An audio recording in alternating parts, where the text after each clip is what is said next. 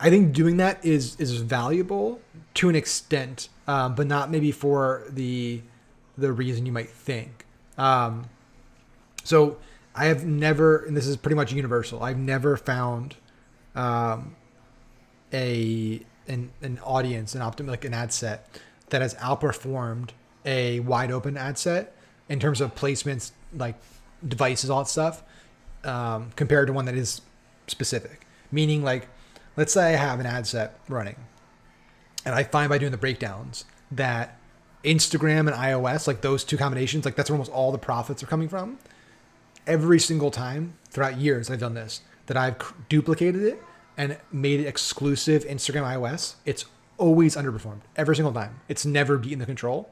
And Facebook has said this time and time again to not do that because it just doesn't work. That the best bet is to let the algo do its thing and recognize that on its own, and allocate most of the budget there, but still leave it open to get more profitable sales elsewhere. Um, so in my opinion, like, even if you find by doing the breakdowns that this device and this placement and this, location, these things are way more profitable, isolating them just doesn't work. It just, I mean, again, somebody prove me wrong, but I've tried it so many times because it seems so convenient. It's like, why would I keep spending money on these other placements when it's clear this one works? It just it never pans out.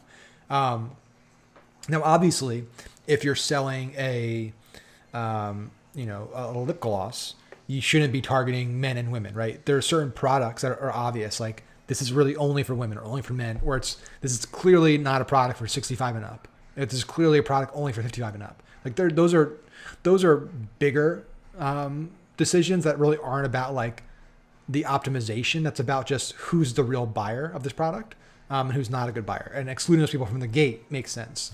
But I would say you could get useful information from when you find, okay, Instagram or stories are performing really, really well. Then what you might want to consider doing is creating creative that is more optimized to that placement. So that's something that you could use that data for. It's not so much I'm going to exclude the other placements.